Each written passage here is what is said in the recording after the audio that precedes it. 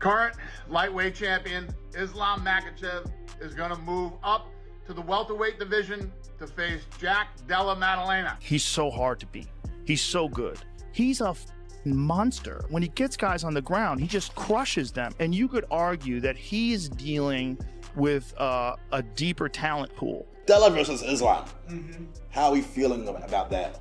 I think Della is going to get it done. I feel Islam would feel like he bit off more than he could chew once he gets in there. Honestly believe him, because I just think he's not going to be able to hand with him on the scrambles or when he gets back up.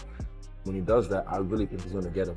And I can't wait till that happens, and wherever it is. Jack is, like, he's a big guy too, right? That fight would be great also. You versus Jack? Yeah, I would love to fight him. I saw Khabib said that he thinks that Jack is a harder fighter for Islam than you. But he's gonna say that's the fight they have ahead. They're not gonna say, no, we are fighting a easier opponent than ILIA. He has to say that. There's always respect. Of course. How you cannot respect like people who's fighting for their dreams and they work hard.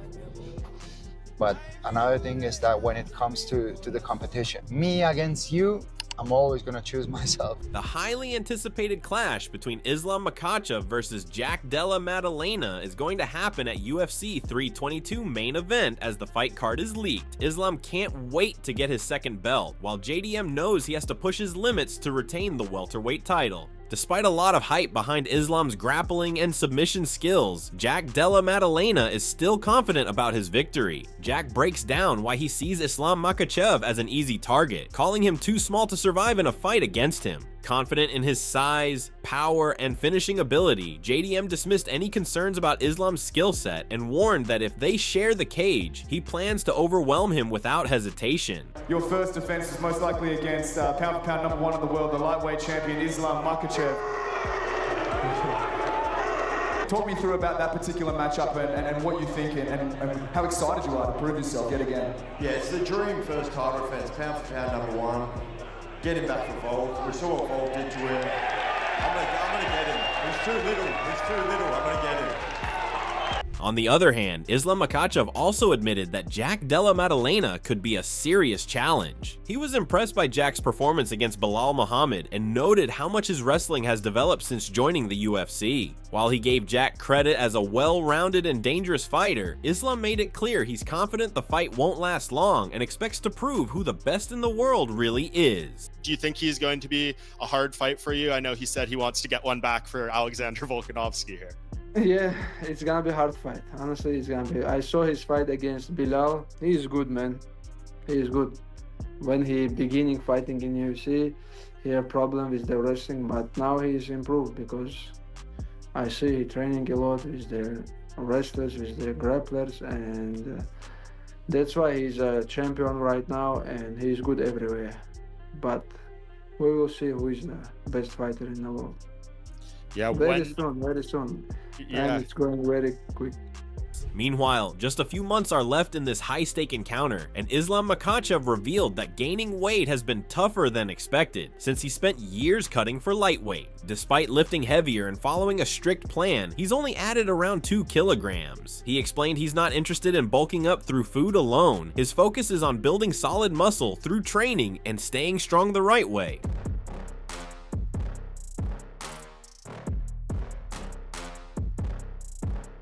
I will try to be big, you know, it's not easy, man. All my life I cut weight, but now when I want to be big, my weight stays same position, you know. I try to lift more, we do some program and like slowly, we bring 2 kg right now, but I don't want to be big by food, you know, eating and not training. I want to be with like muscles, you know. I want to training and bring some muscles. On the other hand, Robert Whittaker broke down the potential fight between Islam Makhachev and Jack Della Maddalena, admitting he's biased but still sees real challenges for Islam. He compared it to Makhachev's bout with Volkanovski, but noted that Jack is bigger and harder to control. Whittaker highlighted Jack's underrated jiu-jitsu and slick striking, especially his body shots and uppercuts that could make takedowns difficult. He believes Jack's style and angles might create problems Islam hasn't faced before. Why does he beat Islam in your opinion? I'm biased as heck. Yeah, exactly.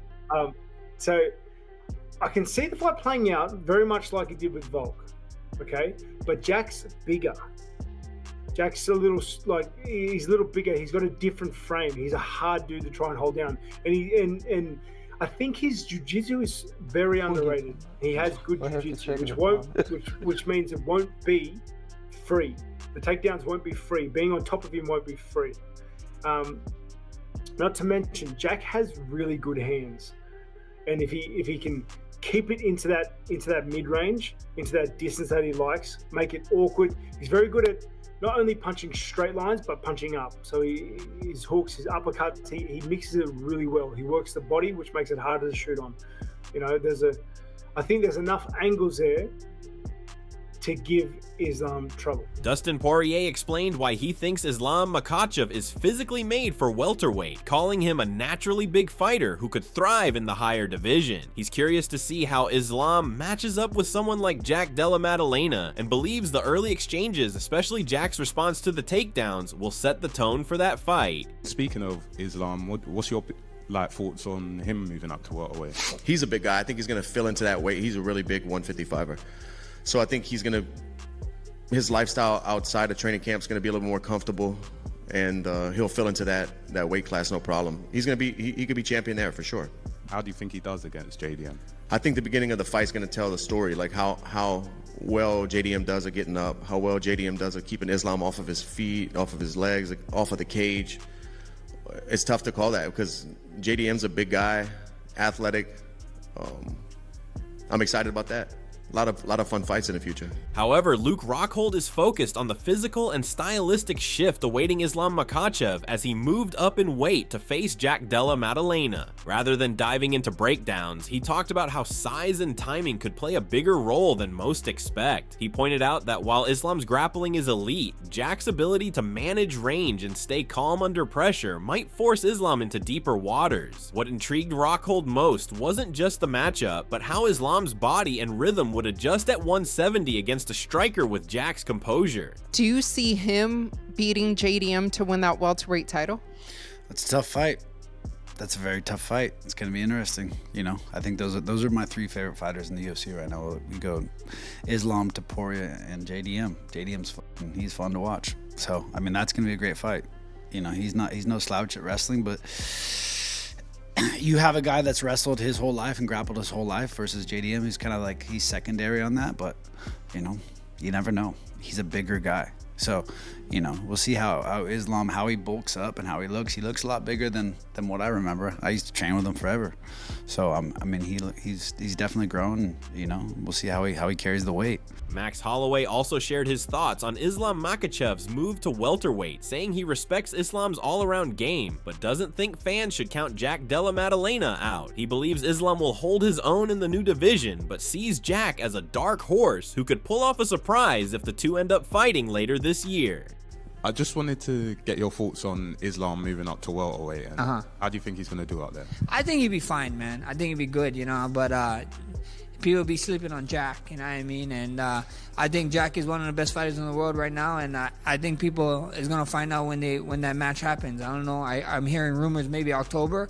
I think it's going to be a fun fight, smart fight, but a lot of people counting out Jack for I don't know what reason. They just keep counting him out.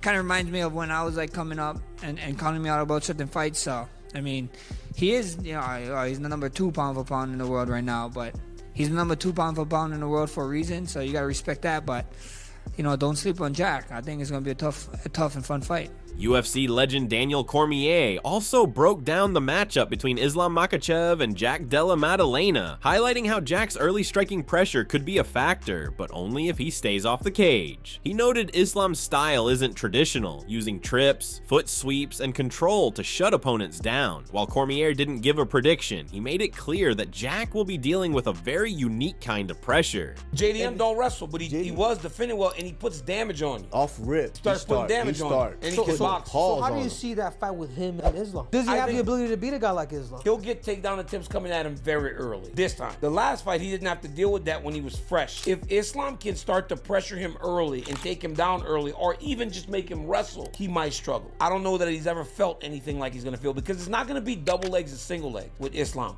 It's going to be him playing with his feet, tripping him, moving around on the octagon side, doing things that he don't recognize as freely. But she didn't didn't answer the question. The problem is, like, I can only give you that because I can't truly make a prediction. The job doesn't allow it. Daniel Cormier shifted attention to how Islam Makhachev's performances are often misunderstood. He felt that people focus too much on moments from opponents and overlook the complete control Islam shows throughout. Instead of praising Islam's clean striking and round-by-round dominance, Cormier said fans get distracted by false narratives. What excites him now is the shift to welterweight, where the physical matchups will finally test Islam in ways that lightweight couldn't. Islam. He's a much better striker than people give him credit for. He won all the rounds against Dustin Poirier in a fight that was pretty much all striking. Everybody's like, wait, Dustin Poirier fought him so well. But he didn't. It was literally 5 rounds to 0 and he got submitted. It's almost like Poirier got his licks, but he got dominated. He got beat. Because Islam's been so good, people judge him differently. I think there are way more interesting fights for him at 170 because of the size difference than there is at 155. Because right now, when was the last time he had finished someone? He finished Charles for the belt. Volk. He fought Volk. That was close. Didn't finish him, but the second time Volk, he finished Volk. Second time, finished Moicano. Finished Moicano. Finished Dustin Poirier. He beats them all because they're too small. Similarly, Joe Rogan broke down Islam Makhachev's evolution, saying his striking has gone from overlooked to elite. He used the head kick knockout over Volkanovski as proof of how dangerous Islam has become on the feet. Rogan also questioned the timing of that fight, suggesting that facing someone as sharp as Islam on short notice was a risky move, even for a fighter as tough as Volk. He's a threat everywhere. Like when he knocked out Volk with that high kick. Yeah, and that granted, was crazy. But granted, if I was in 10 Volk's days. corner, I would say, no. I know. You're not taking it. You've been drinking beer and eating kebabs. Like, there's no way you're taking this fight on 10 days' notice. I don't care how confident you are. I don't care how much you like fighting. That's a crazy thing. I don't care how much money they're paying you. Because you look at the slide that his career took, right? He arguably won that first fight with Islam. Very close fight. Loses a decision. Or was it a draw? It was a decision. Was it a draw? Arman Sarukian also reflected on Islam Makhachev's growth over time, saying the version of Islam today is far more complete than the one he faced years ago. He mentioned how Islam now fights with more patience, manages his energy better, and blends his skills with far more confidence. For Arman, it's that mental and technical maturity, not just physical improvements, that sets Islam apart now. How much better do you think Islam's gotten since your debut, where you fought him? Yeah, he improved his striking very good, his clinch, his cardio. He used to have bad cardio, his cardio way better. And I mean, his experience, of course, the most important thing. Furthermore, Arman Sarukian also broke down how he sees a potential Islam Makhachev versus ILIA Topuria fight, confidently saying Islam would have scored a knockout if they fought at UFC 317. While showing respect for Islam's dominance, Arman made it clear he's aiming higher, teasing major moves his own, and making it known that his ultimate goal is to become the top pound-for-pound fighter in the world. What do you think would have happened if Ilya fought Islam this weekend? Islam Makhachev. He would have beaten him? By TKO. Oh, wow. Really? Oh, I mean, that's a different level of fighters. You think so? Wow. You can't compare Ilya versus Islam. Really? I have Ilya #1 pound for pound now. Yes, because Islam not champion anymore right now. Right. But when he get the second title, he's gonna be pound for pound #1. So you think he beats Jack? He beats Jack. Yeah. Became a pound for pound #1. I'll be pound for pound #2 champion lightweight division, and then beat Islam and became a pound for pound #1. Wow, I love it. You have it all mapped out. ILIA Topuria recently defeated Charles Oliveira at UFC 317 and snatched the #1 pound-for-pound ranked spot from Islam Makhachev. Islam Makhachev reacted to the updated rankings and welcomed the idea of facing ILIA Topuria for the pound-for-pound top spot, even if he believed the UFC was pushing the narrative to stir hype. Though he didn't fully agree with the build-up, he accepted it and said the real answer would come when they finally meet inside the cage. Думаешь по поводу того, что тебя сместили внезапно с первой строчки pound for pound? Ну это маркетинг. Они делают это специально, чтобы разогреть этот бой. Ну, у людей уже есть интерес к этому.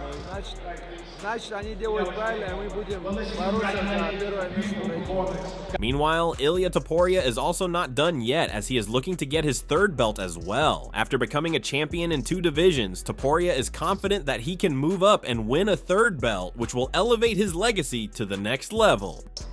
And last one from me. Earlier today, Islam Makhachev did an interview and said he's not ruling out coming back down to 155. But if it was up to you, would you rather fight him at 170 to get that third title, or would you be willing to fight him at 55 because that's the division that people say he might be the best at? It would be much better for me to fight him in 170, and I will beat him and get the third title. That will be the best scenario for me. Heavyweight champion Tom Aspinall backed ILIA Topuria's goal of adding a third title to his resume after already winning belts at 145 and 155. He said ILIA has the tools to succeed at welterweight too, calling him tough, talented, and one of the rare fighters who could become a 3-division champion. I can absolutely believe that ILIA Topuria can win 3 belts. I think that ILIA Topuria can beat anybody around those weights, kind of lightweight, welterweight. ILIA, in my opinion, is almost unbeatable right. On the other hand, the #1 lightweight contender, Arman Tsarukyan, is frustrated about not getting considered for a title fight yet. Arman really wants to fight for the belt, and that's why he has issued a bold $500,000 challenge to ILIA Topuria, offering to bet on himself in a future fight. He said he's ready to put the money down and expects ILIA to do the same if he accepts. Confident and serious, Arman made it clear he's willing to settle everything face to face inside the octagon. So no big bets from your own pockets? No, I can put the bets. I can put like a $500,000 if he beat me. If I beat him, he's gonna give me $500,000. So I can put it that. Okay, so he's willing to make handshake bets. If he wants to make that, so I'm down, and we can shake hand fight. If I lose, I'll give him $500,000. If I beat him, he's gonna give me $500,000. Arman Tsarukyan questioned ILIA Topuria's overall skill set, saying he relies too much on boxing and lacks the full range needed to compete with the best. Arman described himself as the more complete fighter, pointing to his striking variety, wrestling, and grappling as proof that he brings far more to the table than ILIA. You see the holes in ILIA's game, because ILIA looks like most people, if you're just watching him now, you think he's a striker, but he came into MMA as a grappler. But what are the holes you see in his game? I'm curious. I mean, he's a good striker. Not good striker, he's a good boxer. But I feel like myself, I'm a better like a MMA fighter than him, because I have more. I'm more skilled than him. I got good kicks, knees. You know, like wrestling setup, boxing with wrestling against the cage, grappling, everything. He has just good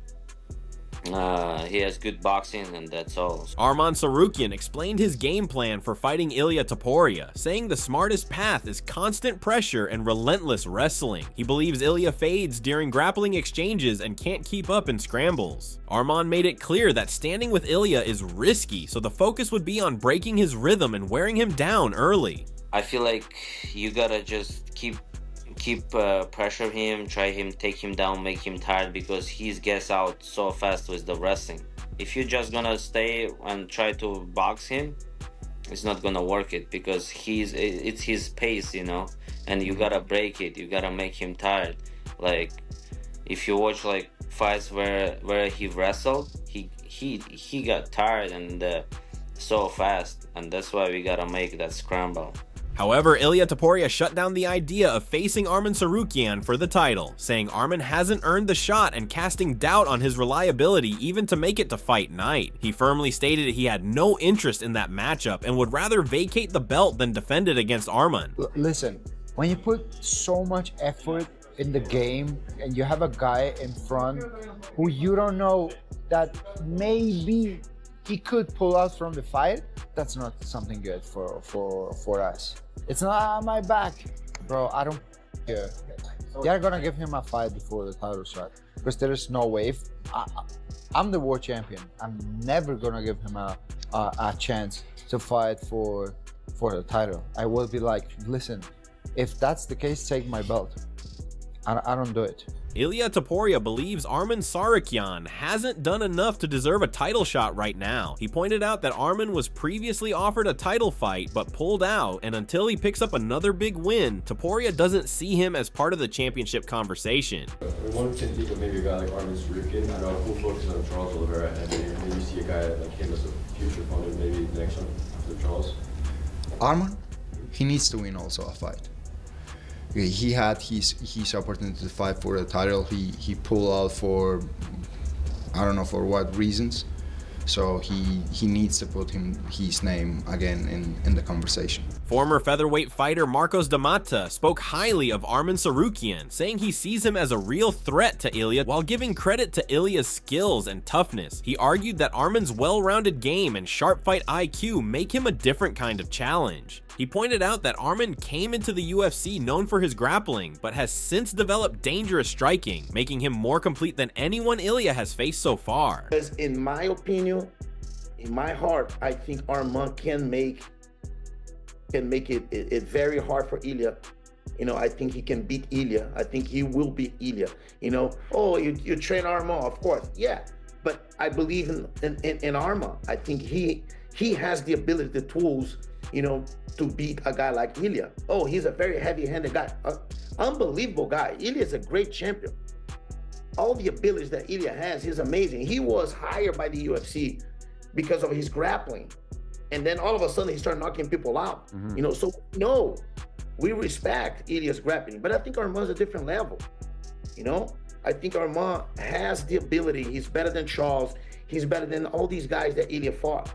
You know? Marcos D'Amata suggested the UFC may delay Arman Tsarukyan versus ILIA Topuria to avoid spoiling a future super fight between Ilia and Islam Makhachev. He proposed Ilia face someone like Paddy Pimblett next, while Islam takes on Jack Della Maddalena. If both win, it sets up a major clash, with Arman needing one more bout to secure his spot. Let's say they put Arman now with Ilia, then the big super fight, Ilia-Islam, is off, and he beats Ilia, and that's super off. So I'm not sure, you know, maybe they're gonna put Pimblett to fight Ilia, or somebody else to fight Ilia to get a good win.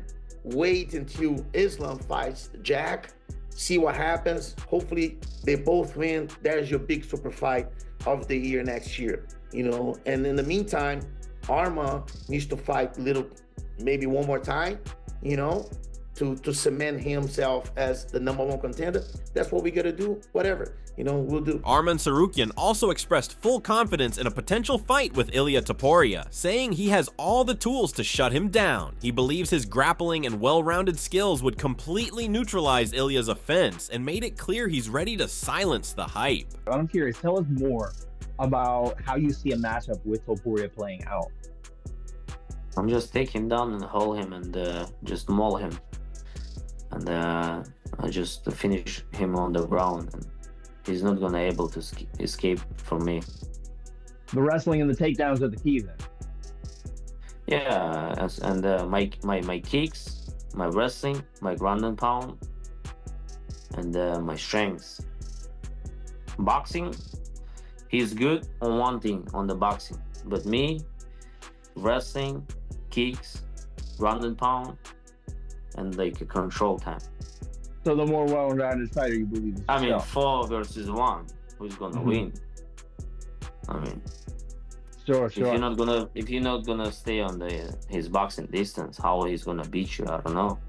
Arman Tsarukyan shared that if a title shot isn't next, he expects to be matched with Justin Gaethje, Paddy Pimblett, or Dan Hooker. He sees all three as favorable matchups, calling them easy money, though he acknowledged Gaethje's power and wrestling background. Where do you see, obviously ideally you fight for the belt next, but if that doesn't happen, how do you see the chips falling? What's the most probable outcome you think they're gonna offer you next?